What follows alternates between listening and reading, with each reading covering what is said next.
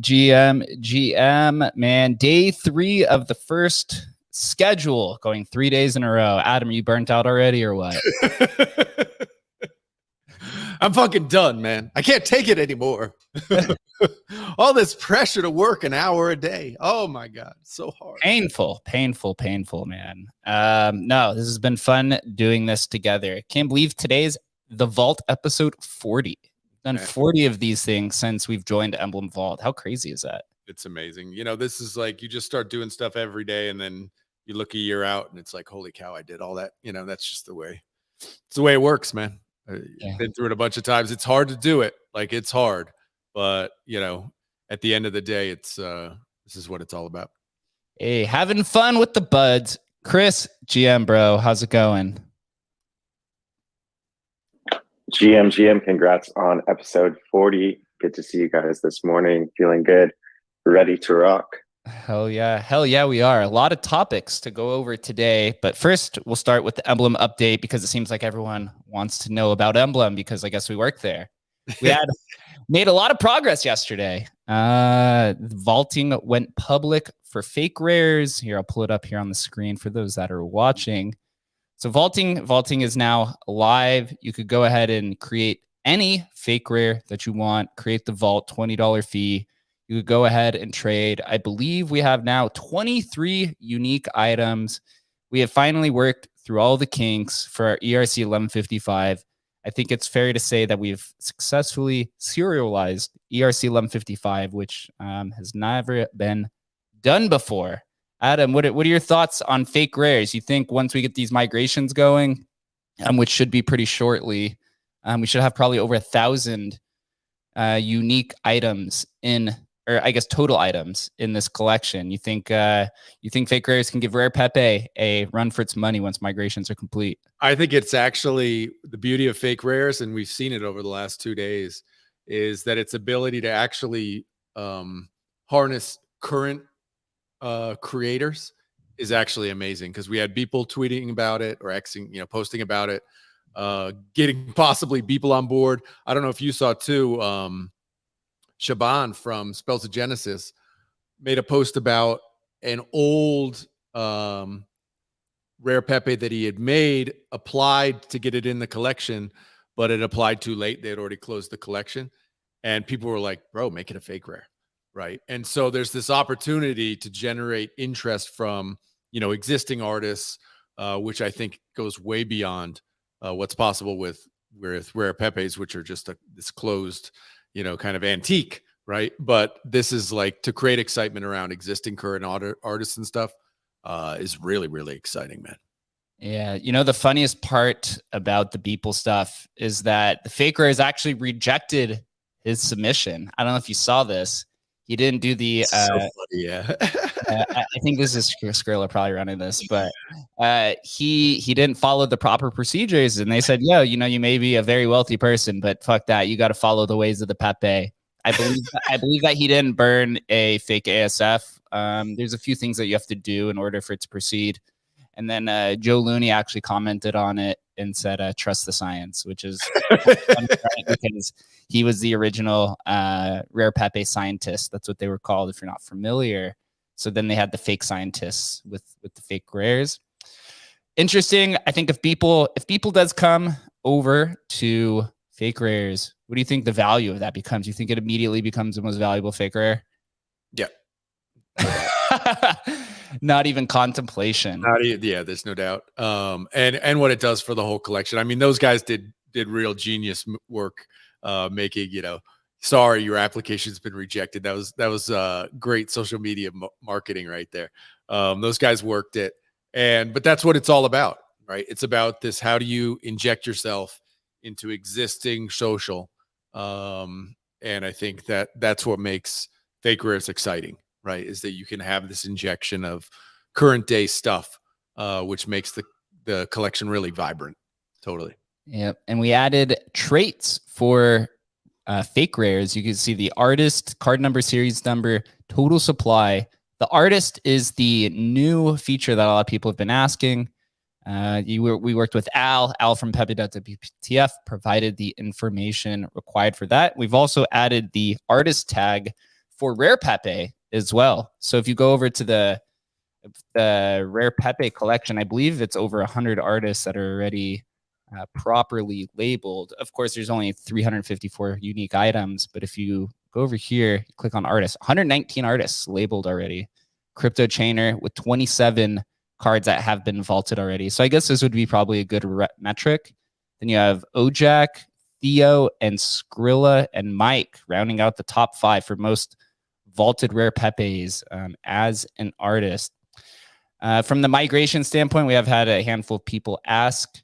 We are ready to migrate the fake rares. I think Shannon was waiting for gas to come down a little bit, right? Because we are covering that cost, which is going to be very expensive, very expensive. I think it's, well into the 5 figures of what the migration is going to cost us to do. So, yep, very exciting there, right? I had somebody else reach out to me today, who's definitely been one of the more pesky people when it comes to Rare Pepe wins. We are planning on, migrating Rare Pepe. We're working towards it, right? 22,000 vaults are Rare Pepe vaults. So we have to do some organization before we get there. Once the fake rares are migrated, then I believe we're moving on to Bitcoin stamps and the Emblem Open Collection stamps because, we kind of screwed them over originally. And they'll be good to test the ERC 721A contract. And then we'll do the Emblem Open. And so what Emblem Open is, right, it's the new version of the legacy contract. Any vault that has multiple assets from multiple blockchains. So if you have a Rare Pepe and an e-scription inside of one vault, that gets moved over to the Emblem Open collection.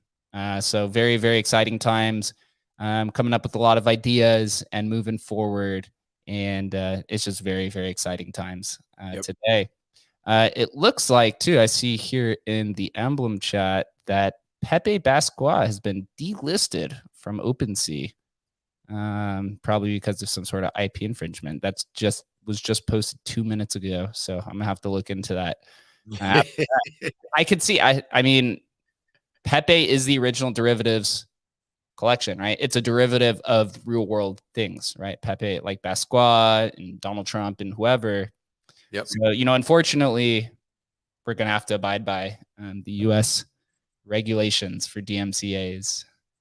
Well, at the end, I mean, this is what we do, right? We deal with this sort of stuff. Go back, see what it was. Sometimes these things are just, people just mass bomb an NFT or two or a collection to try and get it taken down. And if it's just a momentary thing, we will be able to get that back up. But we'll see how it goes. Yeah, there's never ending, bro. This is never ending, man. It's the never ending. I do want to start off with the headline of our chat, which I found funny.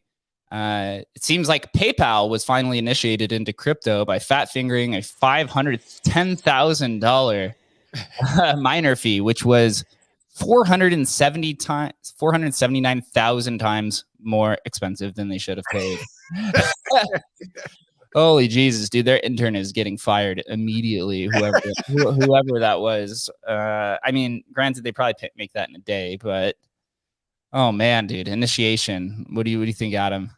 I think it's hard to fathom as an individual who lives in the realm of middle class how you could do something like this, right? But I mean, how many times have we seen this? 20 times. 50 times over the last 2 years. Like it happens and sent to the wrong account, but it's just, this is one of the many issues with Web3 and crypto, right? This no backsies thing, which is a thing, right? And, double check. But at the end of the day, hundreds, thousands, millions of transactions, people are going to make mistakes. And here it is, man. Yeah, it says a PayPal spokesperson says its infrastructure partner Paxos was responsible for the overpayment. Paxos overpaid the BTC network on September 10th. This only impacts Paxos Corporation operations. Oh, so Paxos is basically going to eat the fee when they realized it was their stake. If you don't know, Paxos is the stablecoin issuer. They've issued a ton of different stablecoins, including the now, blacklisted BUSD, which is Binance's USD, which America is coming out afterwards. The hot topic today and this morning comes from the ETH NFT world, capturing everyone's attention. Nakamigos came out announcing that their new collection, what is this called? It's called the cloaks or whatever. Cloaks, 20,000 more, right? They're already a collection of 20,000. And they're going to charge 0.05 ETH in an attempt to raise 1,000 ETH, Jesus, which is, 1.6 million in today's. And they've already earned $3.5 million from royalty fees off of 46,000 ETH at 5%, man. Dude, is this a cash grab? And then this morning, they came out and said, yeah, sorry, we made a mistake. It's free now. Adam and I got in a little bit of an argument before this. So we're going to be debating. Adam, was this intentional? Is Nakamigos a cash grab? What's going on here? I called it as completely intentional. I think, these guys are really quite brilliant. And, just doing a free drop would have generated X amount of attention, right? Making it 0.05 ETH for 20K generated X times 10 amount of attention with outrage, just complete outrage, right? And then they, quote unquote, listen to the community. Such bullshit. And then just, oh no, now it's free, and it's just all this generated attention. And people would say, well, why would they want the floor price to drop? They don't care. All that trading, all that selling generates them even more revenue, more royalties, more fees. I think it was played out exactly how they expected it to play out. And I don't buy it. I buy that these guys planned this entire thing. And, I give them credit from a marketing perspective because it is quite brilliant, but it does create this like terrible taste in your mouth. I mean, would you ever buy a Nakamigo? Like, just terrible. But, what do they care? It's all about money. So the early access mint, it's free for holders, and then the public mint is still 0.05 ETH. So if you're a holder, I think they had around like 5,000 holders or something like that. Right. They're still going to come out pretty on top after this. So they have currently, 5,740 holders. So this means that they're going to still charge 15,000 or something like that is a possibility. So it's gonna be interesting. I honestly can't see a way that they made this intentional. There's no way you nuke your social, your social graph or your community by coming out and charge it and saying you're going to charge in this kind of tone deaf way, where I think the NFT community has really come together over the last few months to this agreement that diluting your supply in a bear market is literally just the worst thing you could possibly do to the community. We've seen this happen with, you saw this with Azuki, right? We saw this with Meme Land is now trying to do this. It's just diluting is. And by that line of thinking, why would they have even done an extra 20K? Because they announced this I think it was in March or April when they first came out. They had been saying that fall is coming. They're using like the Game of Thrones kind of like marketing. They're using the same kind of graphic, saying fall is coming and cloaks. And they've been marketing cloaks for like secretly or kind of like, submissively over the last few months. To me, it's just in this market where ETH NFTs are at an all-time low, then why would you add another 20K? I mean, maybe they had their heads down and they've just been building in the meantime and not really paying attention to what's going on outside of their own ecosystem. I know when the value of your own collection just continually goes up, it's really tough to see anything outside of your own little bubble. So that would be more of my opinion than saying, hey, let's charge 0.05 ETH to make 1,000 ETH. Of course, they want to make money for whatever operations or for themselves. Operations. I have no idea what they haven't announced what they want to do yet. So you got to give them the benefit of the doubt. We talked about. I don't have to give them any benefit of the doubt at all. Zero. I give them exactly zero benefit of the doubt. because I don't believe it. I don't believe it. I believe that this is all about money for them, period, full stop. And if it rides to zero, yet they earn $500,000 in trading fees, they're happy to do it. Dropping another 20,000 on an already existing 20K collection, they don't care. These guys don't care. There's no strategy here as far as like long-term growth or making this project, and I'm using air quotes for you guys who can't see me, some IP of value or anything. No, this is strictly how can we milk an extra 500,000, million, 2 million, 5 million out of this community of people. And that's it. Like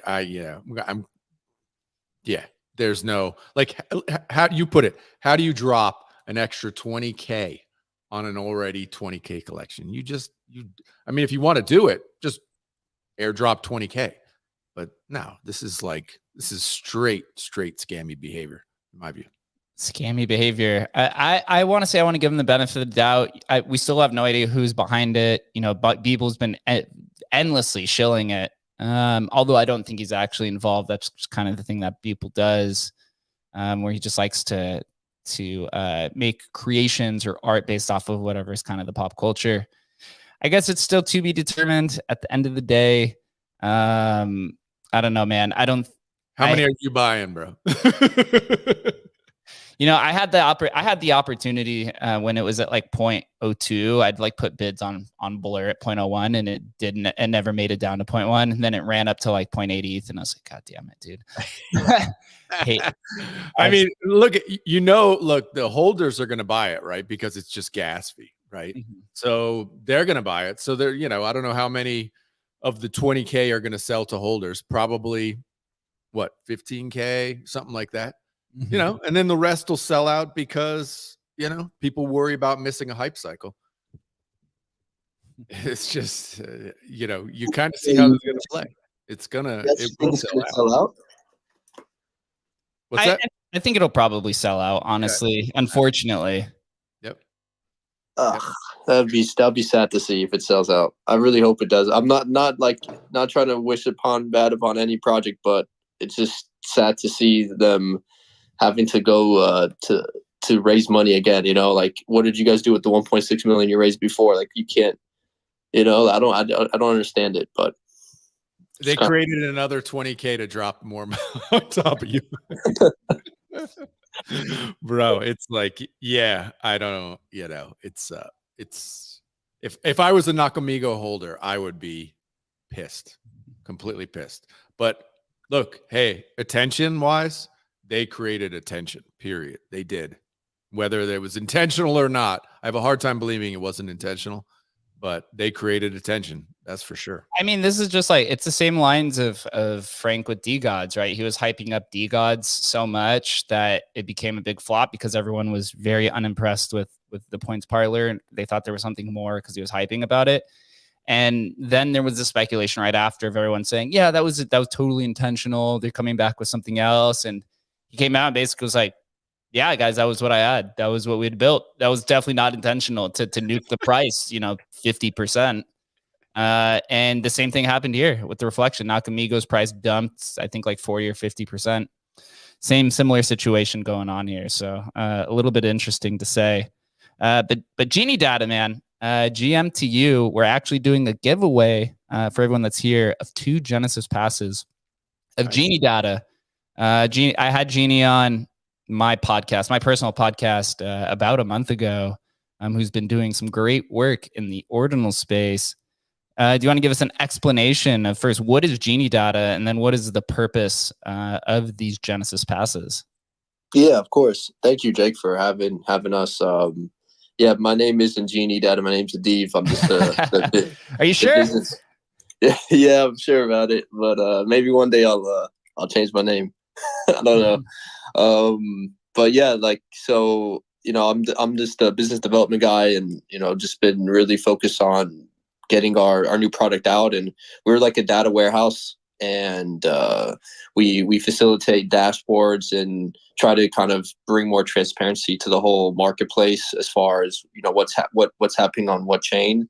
So like we're pretty blockchain agnostic, but we've been really focused on ordinals as of recent. And our most recent product that we came out with is like basically an alpha grabber in a sense, I guess you can call it, to make it simplify it. It gives you all of like the high end all of the high end data as far as who's inscribing what, how many minters minted on a specific let's call it an HTML, a CVG file, or even a namespace. Like it tells you how many people minted on that on the heat map. So it's really high end, and even our whole search engine for the product itself is very like nuanced. So if you type in one thing, it'll just bring up and organize it and categorize every single thing that's currently happening in the ordinal space. And you can just search up anything, and it's probably the best, the most effective and optimized search engine in all of ordinals. It's like another version of Etherscan / DBank. You know, we made it very easy. It's a very easy way to basically manage and see all your assets, and as well see all the different assets across the whole ecosystem. Awesome. Yeah. So basically it's the equivalent or, competitor to Dune dashboards. It's but you guys have been really focusing on ordinals. So it's really good to see. I know you guys have been going really heavy in bitmap. So how the giveaway is going to work, you guys, it's pretty simple. Just retweet the space. I have it pinned to the top. Just shoot it, retweet. I'll randomly choose the generator for 2 of these passes. But give us some explanation, give us some incentive, Dave, of what does this Genesis pass do? Yeah, for sure. So it does give you more, it gives you special access to the new product we came out with, which is Genie Data Ordinals. So that's like a bit different than our like incumbent product, which was the first product we came out with, which is the competitor that we would say is Dune Analytics. Now this one is a bit different, right? This is like utilizing all the data and kind of visualizing it for everyone to see in a more in a different way. And we provide an inscription service. So with our if you have an OG pass, you'll be getting discounts on our inscriptions if you use our service. So it'll be a lot cheaper than the normal person. It's a free mint, so anyone can have it and you can just keep it. And there's also, you're going to have special access to different events that we host, and different communities you'll have special access to as well. And we'll continuously do fun things that we have. We always have some like really cool things planned out, and OG Pass members are going to always get first dibs at all of it. And like it's gonna be really an awesome membership to hold in this in the ordinal space, I would say. So definitely.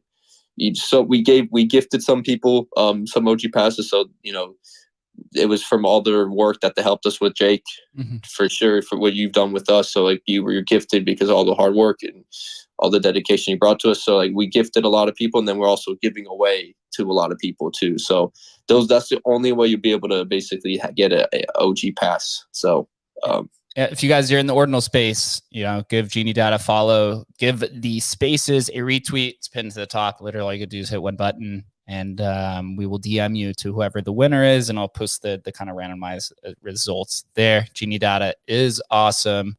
Highly, highly recommend doing it. The ordinal space is growing at just infinite rates. I was in the spaces yesterday the ordinal show yesterday. Adam, did you tune into that? They did a whole 2-hour segment on rare sats, and then the 2 hours right after that was BRC20 with Doma. It was really interesting.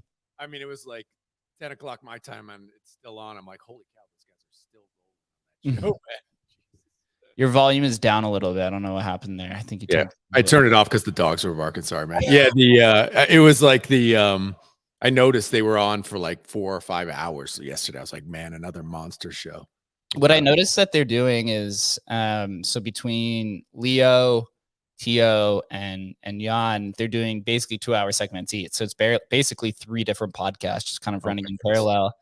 the BRC20 space was interesting, right? As you know, I'm the biggest BRC20 fan out of all the meta protocols. But Domo came on and actually gave me, this empowering feeling that it's going in the right direction. So Domo's thing that he's launching, it's called the Layer 1 Foundation. It's a group or a cohort of all meta protocols. So not even just BRC20. So it'd be like ORC20 and BRC20 and generative BRC20 and bitmap and all these different meta protocols that are popping up. They're basically creating an alliance to ensure that there isn't any overlapping conflictions. And then it also plays into the Alex Bridge, quote unquote, on-chain indexer that they're building, which is kind of interesting what they're doing. They're building an indexer of indexers. So they're deploying a smart contract on, Alex is deploying a smart contract on Stacks. The Stacks is going to then link up to all of the off-chain aggregate or all the off-chain indexers from Unisat, Best in Slot, OKX. There's a handful of them. And basically all of those off-chain indexers are going to submit the transactions to the smart contract. And there's going to basically be, there needs to be an approval. So they need 4 or 5 matches for whatever the amount is. And then that gets transmitted to everybody else. And so the goal is that this on-chain indexer will then increase efficiency in the BRC20 marketplace. But then overall, this on-chain indexer will also move to other protocols as well, all these other meta ones. So it feels like that there's finally some stability. Some people are taking accountability and leadership in the community. And it seems like Domo is the one to really step up and do that. I know, Adam, I know you have been a little critical of BRC20, kind of make fun of it a little bit. But outside of just speculating on BRC20, what do you think about this Layer 1 foundation of meta protocols? Is it too centralized or is it a step in the right direction? Look, it's difficult to do anything with groups of people like this. It's like herding cats, right? But any movement towards like consensus within the ordinals community, as far as like how these are going to work, I think is a good thing, because we all recognize these indexers. If you get indexers that are kind of battling against each other, then you have a split in the community. And we already saw that a little bit with the negative ordinals and what was going to happen with that, and were they going to be accepted, and they navigated that pretty good. And I think it's something that needs to move forward with it within the ordinals community to kind of have this consensus agreement as far as the indexers go. So I think it's a wise step. Whether or not they can pull it off is another thing, right? Because it's just really hard. It's hard to get 2 people to agree, and certainly when you have groups of people you're trying to get in agreement, that could be real challenging. But I think Domo, is pretty solid leadership there, so hopefully he can get it done. Yeah, really. I guess the Bitcoin Amsterdam, or was it Ordinal Amsterdam, really caught a lot of people's attention on that space. The founder of Unisat was there. You had some people from Alex, from Stacks. It was a very enlightening conversation. Shortly after, of no relation to the space, but related to Bitcoin, Brian Armstrong, the CEO of Coinbase, announced that they are going to be integrating the Lightning Network. This will make them the third, from my understanding, the third major company to integrate Lightning after Cash App and Binance. I don't know if you remember, but we talked about, I think it was on Tuesday, about Unisat's, or maybe it was yesterday, Unisat's BRC20 swap, where they're basically going to be building their AMM on Lightning. And so if Coinbase is going to integrate Lightning, right, you could kind of see a future where BRC20 maybe ends up on Coinbase. Maybe this is the future of money, bro. I mean, look, we don't know, right? I mean, that's what the thing is about kind of BRC20s or any shit coins. It's like, it's possible this becomes the money of the future, right? It is possible, no matter how silly we all think it is at this, or certainly how silly I think it is, right? I do recognize that if everybody on earth tomorrow said, you know what, Dogecoin's our coin from now on, that's what we're going to use, like that's the currency people would use. It's simply a choice. So while most of them, virtually all, have no value currently, doesn't mean that at some point, we just don't decide to say, okay, this is actually the currency we're going to use. So that is completely possible. Seems far-fetched right now, but that doesn't mean that we can't keep moving in that direction. Yeah, it's very exciting. BRC20 is clunky. Again, I believe that BRC20 is a fourth type of asset, right? It's not a fungible token. It's built on a non-fungible token, but it's not completely there because of the value of transfer. It's not completely an ERC7 or 1155. So I'd say it's like a fourth type. It's like a composable semi-fungible token, which is kind of like which Domo has actually adopted that framing. He calls it a CSF, I think. So I got Domo to adopt one of my acronyms. So yeah, we're on the right path. Moving forward, baby. Yeah. Moving forward. Coinbase and Brian Armstrong, they are moving forward with Lightning. Very exciting future. A little bit centralized, but hey, it is what it is. This next topic, we actually have Zach in the crowd. I was going to bring up today, Leonidas announced that they're releasing social collecting on Ord.io. I'm not sure what this could be, whether these responses are my assumption here, if I had to speculate, is that you're going to be able to comment on Ord.io pictures, and then each comment is going to be an inscription itself. So maybe this is a way for Ord.io to make some revenue generation because they offer their own inscription service, or they partnered. Adam, you've known Leonidas just as long as I have, going back 2.5 years to the beginning of historical NFTs. Leo's a very brilliant guy. He's very strategical. What is your first impression of what this could be?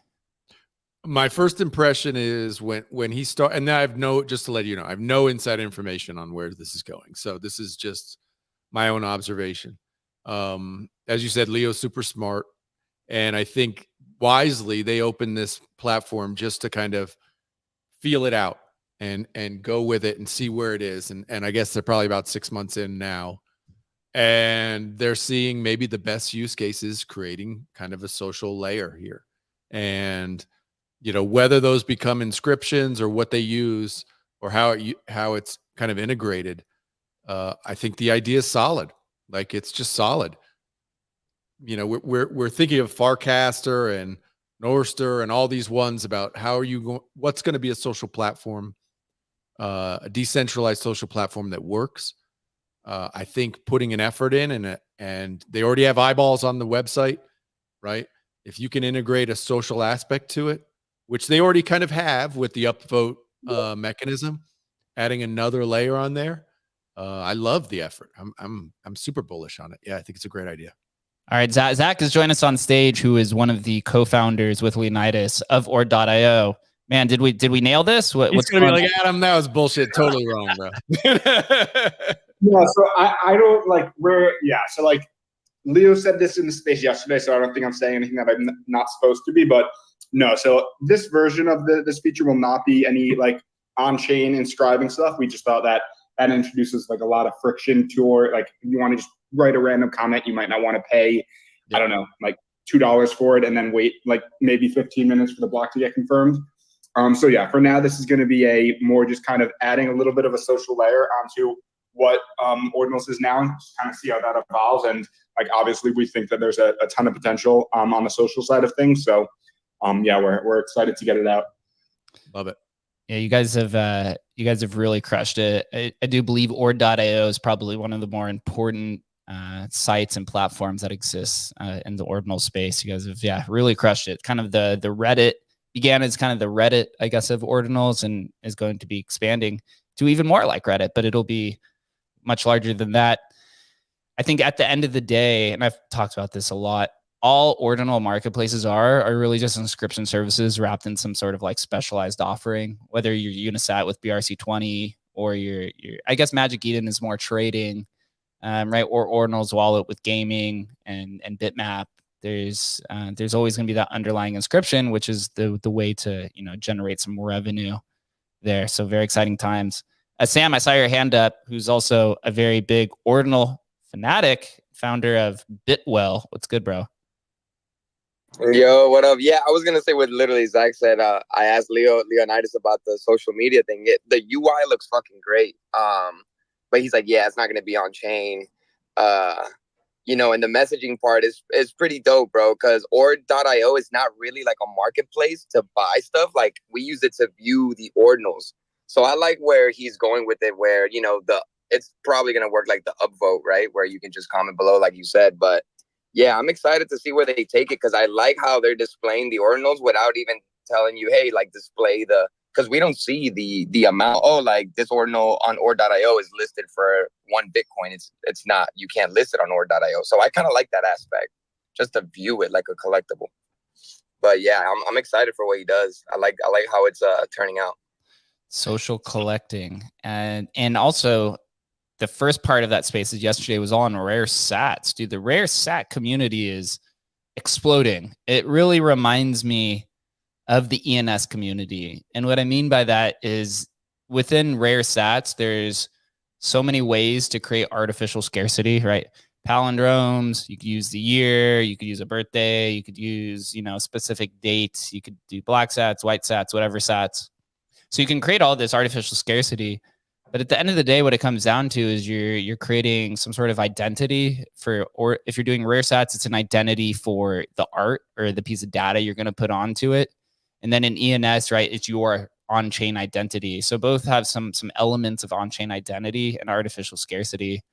And I do see some people from both those communities kind of really dabbling into it. When Adam and I first talked with, and Leo was on that call too, with Casey back in August of 2022. We talked about was rare sats and the Rodimer rarity index. And I think during that conversation, we had speculated, like, why use the Rodimer rarity index when anybody could just create any type of rare sats? Right. And it turns out this is now where it's starting to go of what we speculated on over a year ago. What do you think, Adam? Have you collected any rare sats? No, I mean, I have not. I think it's actually playing out in a lot of the ways we thought it would.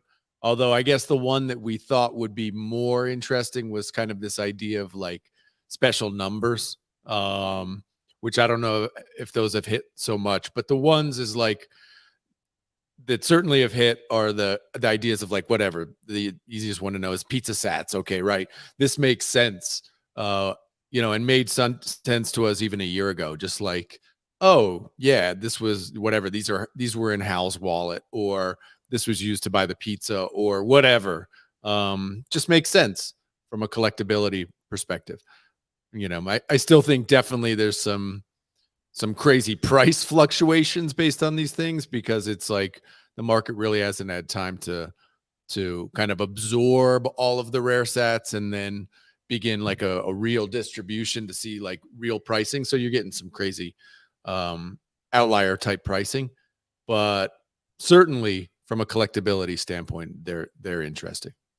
I've pulled up here on the live stream Magisat, which is a marketplace for rare sats. You could see here, if you go down the list, dude, it feels like you're reading gibberish. It's like epic rare 1D Pally, black epic, Nakamoto palindrome, vintage palindrome, 2D Pally, right? Black uncommon, sequence Pally, block 78. You're like, what pizza? They're getting into the palindromes, man. This is like, we've seen this one play out a bunch, right? For sure. Sam says, what is sating.io or satting.io? Oh yeah, satting.io. That's where I bought my the rare sats in bulk. Bro, they were cheap in the pizza. And then you can buy, like, I bought 1,000 pizza sats. For like some $14.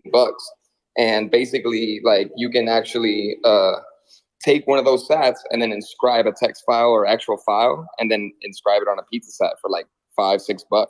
I remember, bro, my first block 78, I paid like $80, bro. And I just got like 1,000 block 78 for like 20 something bucks. Interesting. Yeah, well, there are a lot of sats. I mean, this is the thing that's hard to wrap our brains around as humans, that the number of sats is so astronomically huge that, we lose track of what it means, right? We hear pizza sats. Oh my God, these were part of the pizza transaction, but it's like, yeah, but there's, enough of these for There's every like man, how woman, to and calculate it. yeah, there's enough for every woman person on earth to hold a couple of these things, right? So It was you like a knew- trillion. It was like a trillion pizza sats in Yeah. existence or some shit like that. Yeah, it looks like on here. So on satting.io, they're selling it in like pretty big packets. Although this one here, this is even a little bit more, kind of down the rabbit hole. On here, it says first transaction 2023 uncommon, palindrome vintage 2021 uncommon. So it's literally endless. And this is why it reminds me palindrome hitman. I don't even know. Palindrome Silk Road first auction, right? So you're getting really down granular to this. And this is why it reminds me a lot of the ENS community, because all the clubs with the ENS, it's exactly the same thing. I'm glad we have Zach up here, though, because I do have a question for you. I was hearing Leonidas discuss this yesterday on the space of how, you guys have kind of, pioneered the idea of sattributes, and you're getting, tons of requests of adding all these, very nuanced ones. How do you guys go about evaluating the different types of sattributes to add onto ord.io? Yeah. I mean, so far we haven't, like, originally when we launched, we had 8 attributes, I believe, and then we had added block 78 and block 9 once OMB really started minting them and it was clear that these were going to be desirable. And then since then, obviously, there's been a bunch more in kind of like the meta that have gained popularity that we haven't added yet. Honestly, we've kind of been busy with other stuff, so we haven't really sat down and had a conversation about exactly which ones we want to add. But overall, it's just like we want to make sure we're doing what the community wants. Like, we don't want like some random guy that just acquired 100 billion of some random thing and they're just trying to push that it's rare because to pump their own bags. So it's a lot of that and being careful. And then, just kind of going by community sentiment. Like, I'd imagine we'll add some, we'll remove some, just kind of as things change. Like, if for a while people think, I don't know, Hitman stats are really cool, we'll add those. But if after a while they're like, okay, there are just millions and millions of them and like no one really cares anymore, maybe we'll remove them. I don't really know. I'd imagine we'll be adding some more within the next week or so. So keep an eye out for that. But yeah. Yeah, excited. You guys are really crushing it. One of my favorite platforms to come across the ordinal space. So keep up the good work, guys. Loving it. Going down kind of the ordinal rabbit hole, I guess, or down the board, there's a new Doginals platform that's popped up called Ordefined, which is created by the guys who created Ohms. So if you know Ohms is a rug, I guess, if that's how you want to classify it, or just some sort of internal turmoil where that's I forget how the story went. They were building Ohms, which was supposed to be this multi-chain XRC20 marketplace. Was supposed to sell, DRC20, LTC20, and all these different things. And then it all fell apart, and then they were acquired randomly, and it was a weird, chaotic thing. But these guys are back, right? Whether you believe it or not, they're back. They've now created an ordinal NFT marketplace. Dogecoin Punks has popped up. I believe this just launched like within the last few days. You can go in and buy Dogecoin Punks for $3 is the floor right now. 49 Dogecoin. So these guys are giving some competition to DRC20 or Very Doge Labs, who I also had on my podcast about it. So they're going NFTs, and DRC20 is going down DRC20.org is doing the fungible tokens on Doge. Adam, are you bullish or bearish on Doginals? I would say I'm bearish because nobody knows about them, right? Nobody cares, right? It's just like attention. You, I, and probably only the people in this space even know about this stuff now. And so, it's almost impossible to get attention for this stuff. And, we've seen it. There are only a handful of things that have been able to really grab the excitement and attention of people. And Doginals, I mean, explain to me one thing, the competing camps within the Doginals. Yeah. What is one's like fake Doginals, not really Cardinals, yeah, style? Cardinals is the fake one apparently. Although they both have their own communities. Yeah, so in the very early days, and if you guys really want to hear about it, go to my podcast with Very Doge Labs. They go in and explain it in depth, like 30 minutes of how the Civil War happened. But essentially, the early days of Doginals, the first people on it didn't index the entire platform. They started indexing like within like they didn't index the first like I don't know first few years of Dogecoin's blocks because the blocks aren't static; they're dynamic based off of transactions. And there's reorgs that happen on Dogecoin, I think every day, I believe. And if you know how ordinals work, anytime there's a reorg, you have to like re-index the indexers. So it skipped out on a lot of it. And so while this was happening, another team created something called Cardinals, where they had taken the information, they indexed the information from Doginals and then used it and placed it on ETHW, which was the original ETH proof of work chain. And somehow have intertwined both of those together. And then Very Doge Labs came out, who runs drc-20.org. They came in and they spent months trying to build this indexer, and they've properly done it. And so you have these two competing ones of Doginals versus Cardinals, but then they both also have DRC20. It seems like to me that DRC20 or Doginals is the one that's clearly the winner here. There was some speculation that Unisat was running the Cardinals one because it's called Unilon instead, like Unisat, Uni-Elon, right? That's the website for their marketplace.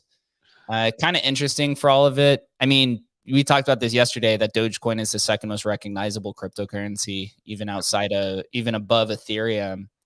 So maybe one day, right? You build, and then you hope that one day the entire, the market comes and understands it. That's what Dogfather's hoping, man. Bags packed, baby. Bags packed. Our Doge party bags are packed.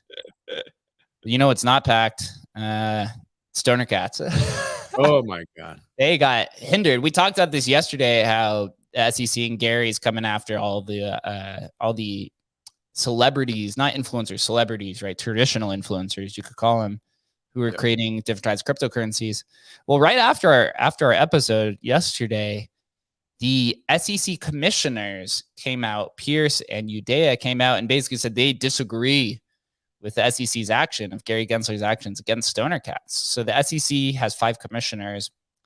Gary Gensler obviously went in, and I guess you have to get it approved. So 3 of 5 had come in and said that they agree with this, lawsuit. And then the other 2, Hester Pierce, and I'm not familiar with the other one, came in and said, yeah, this is a horrible decision. And they basically go on to note saying that comparing NFTs to things like Star Wars collectibles and stating the need to protect artists' ability to create without excessive legal constraints.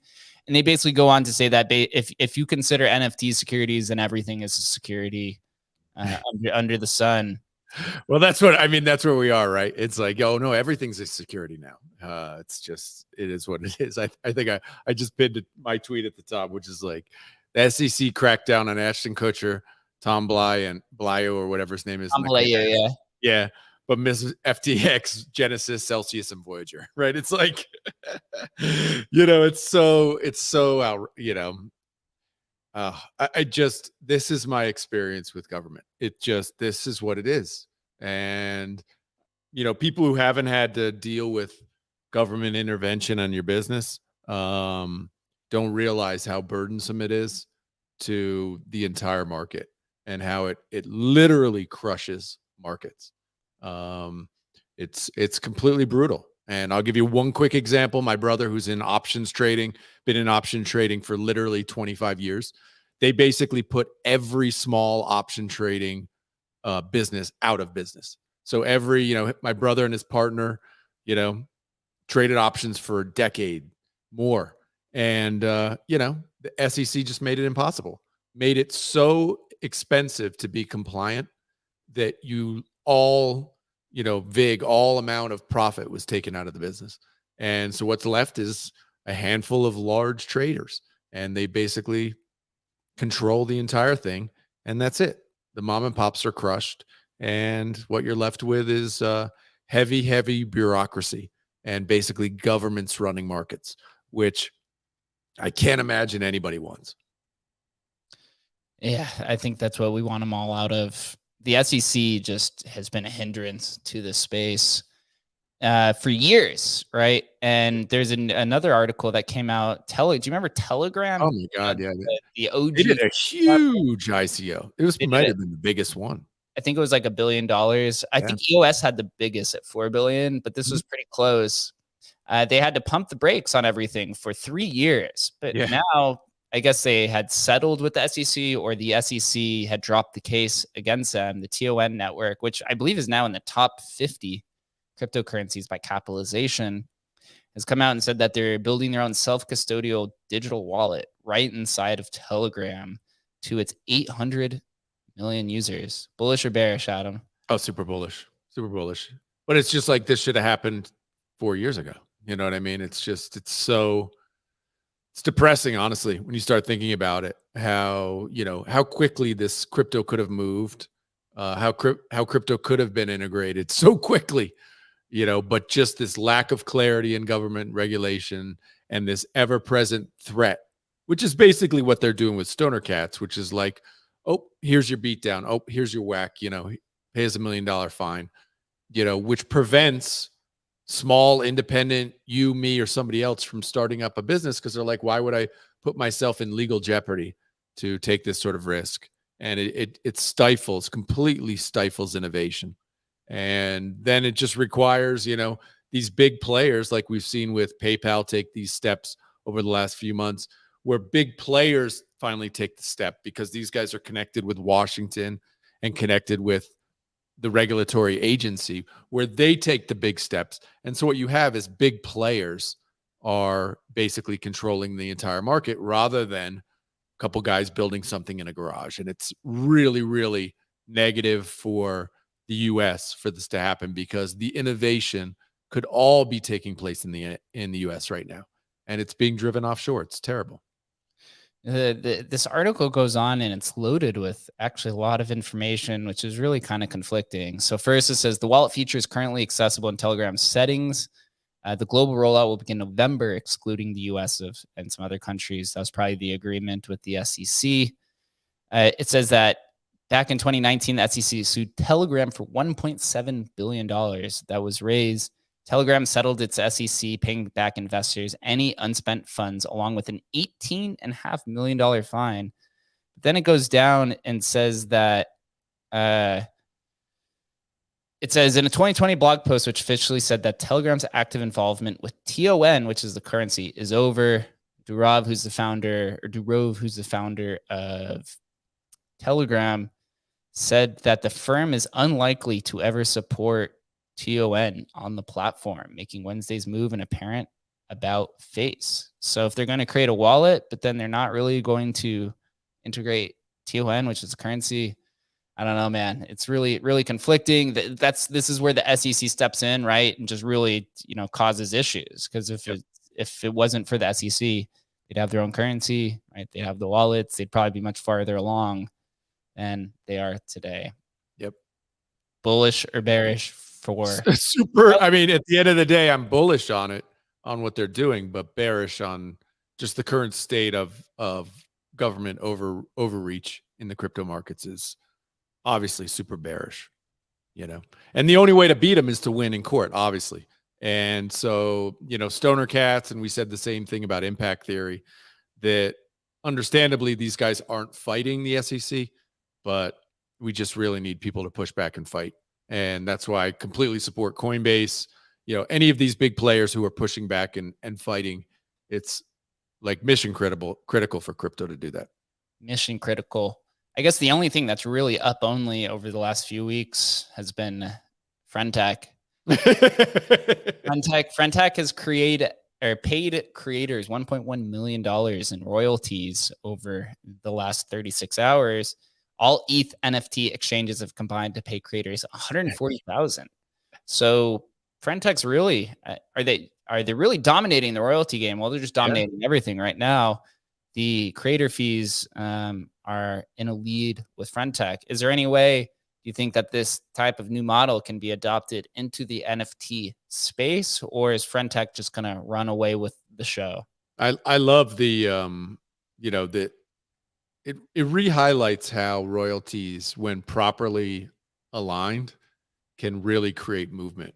And do I think I've talked negatively about Friendtech probably enough, but the idea that royalties are dead is in my mind not correct.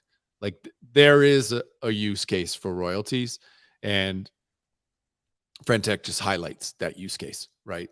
Or one of them. Do I think it's the best example? No, but it's another example of how royalties can really, really work and create these vibrant communities where there's aligned incentives, right? The creator itself wants these to keep moving, right? Because they get paid every time. That earns fee. It's just it just creates this dynamic of aligned incentives.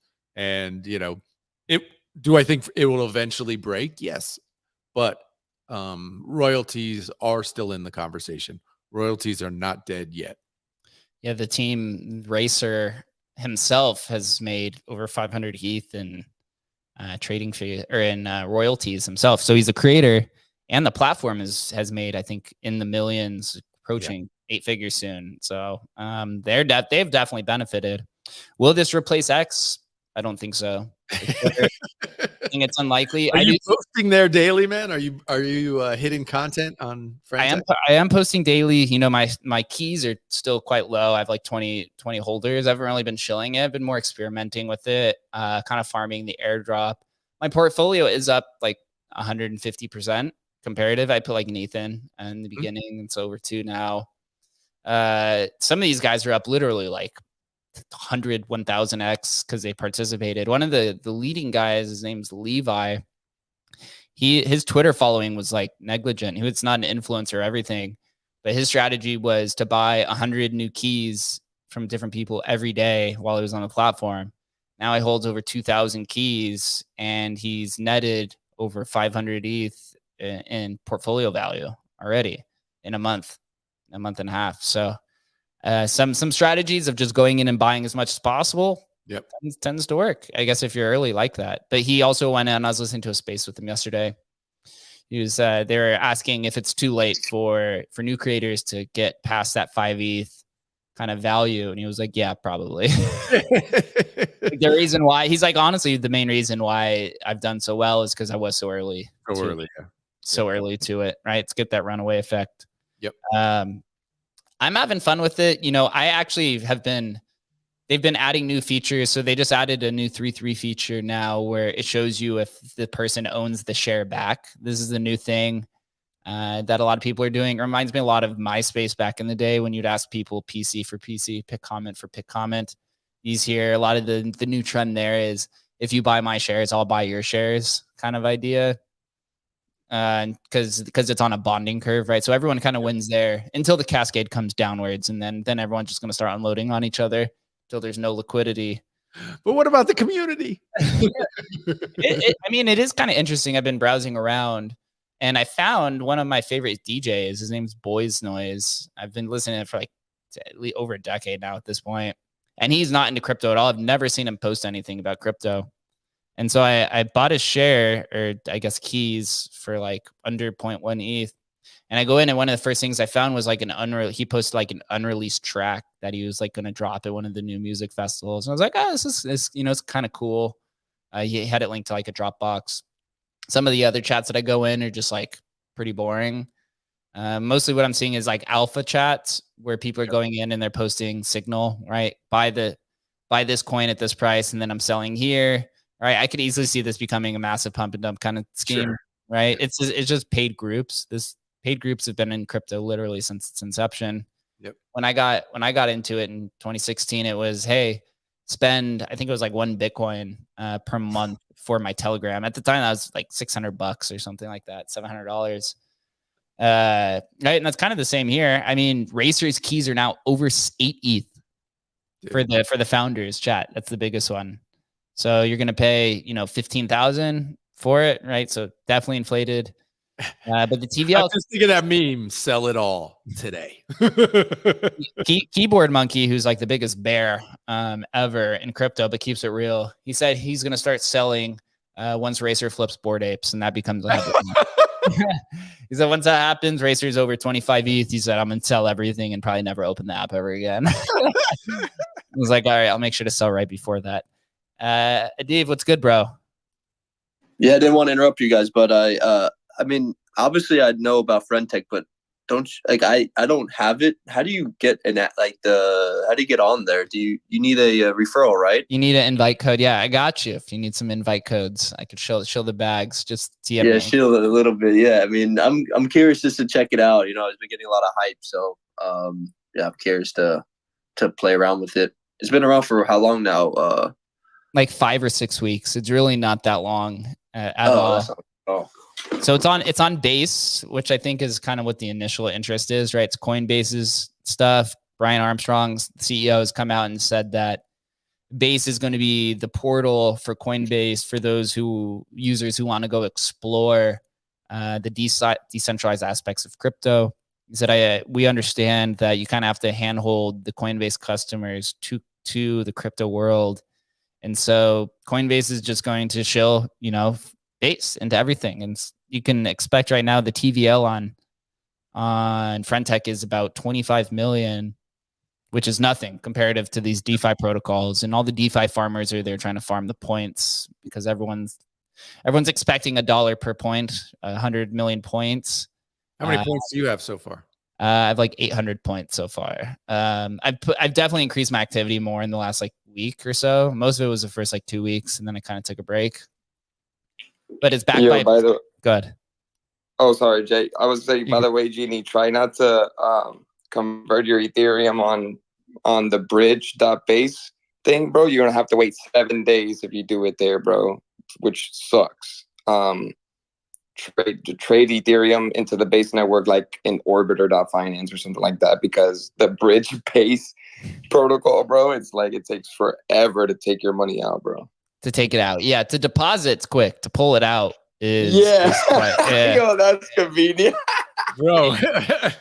It's this is Slow Rug by Brian Armstrong. What do you mean? Oh shit. Well, the reason why is because it's built on Optimism, which uses optimistic rollups. And so if you use optimistic rollups, I believe there's like a mandatory waiting period, or maybe just Coinbase, they have some sort of regulatory reasons to do it, Yeah, it's weird. That bridge took 7 days. It's just like a bank, right? So like try not to use the bridge.base to do that. When you get in your FriendTech Genie data, you have the keys. You can export them, so you can have basically a wallet for your keys.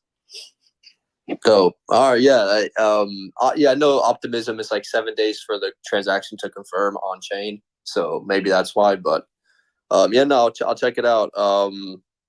Sounds interesting, and I'm not sure if you guys are familiar, but there was like another similar social network like platform that was BitClout in like 2021. Yep. I asked this question before to someone, and like they kind of gave me an answer, but it wasn't like a nuanced answer. So I'm curious, like, what's the difference between friend.tech and that was better. That's right. I mean, yeah, no, I'm joking, but people actually, a lot of people loved BitClout, loved it. So in a lot of ways, people loved BitClout. I saw an interesting or a funny tweet. They said that somebody said one of the main difference between BitClout and FriendTech was that FriendTech actually asked your permission. And BitClout didn't, because BitClout just immediately assigned value to everybody. Yeah. Here you actually have to integrate your Twitter account into it before it allows you to purchase any keys. But on BitClout, everybody was available. But it's essentially kind of the same idea. Here, I would say it's a little bit more refined for the user experience, and also it's on an app. Well, it's on a PWA, which seems to be what everyone's kind of moving towards now. I think that's kind of one of the big kind of breakthroughs to it. Yep. I saw Space Pixel, who's like a pretty big thinker on Twitter. It was interesting. They said Uniswap's an exchange that kind of changed cryptocurrencies. Marketplaces changed NFTs, and then it said apps are now going to change social tokens. In essence, right? It makes sense. So kind of, and that's the breakthrough innovation. So we'll see what happens there, but it's fun. I would say, of course, don't deposit more than you're willing to lose, because the attention is drastically there. You could see it's doing more daily active users and more volume than OpenSea is. Honestly, it's amazing. It's come, it went through this like down cycle, and it's come right back up, which is actually pretty impressive. I thought it was going to die at that point in time, but it's got its second legs here, which is pretty impressive. And certainly you realize, like, if you want to roll out, an L2 like base or whatever, having a killer app right at the beginning is it's a big deal. This is like really, really well played by those guys who organized this and got this together. I'm sure Coinbase was involved in making sure something like this rolled out, because it's been huge for them. Yeah, really, really good for your Coinbase bags, but not if you hold coin stock, because it is just down only. Everybody will figure it out. You buy Coinbase or you buy Bitcoin at this point? What are you buying? You're buying coin, or you buying Bitcoin? If you want the most upside, it's probably Coinbase. It's probably Coinbase in terms of percentages. I guess it depends on how much liquidity you're going to, or how much money or capital you want to deploy to it. Yep. I don't own any. I actually have never bought a stock before in my entire life. I've been literally only Forex in crypto my entire life. So, probably smart. Don't be asking me about stock advice, because it's just wouldn't even know how to do it. Don't even have a stock wallet. I've been digital world forever. That's kind of how that transition kind of happened. But yeah, It's interesting. Friend tech is fun. If I had one recommendation, don't be the fucking loser on crypto Twitter that just consistently comes out against everything. You're just going to look like an idiot in retrospect every single time.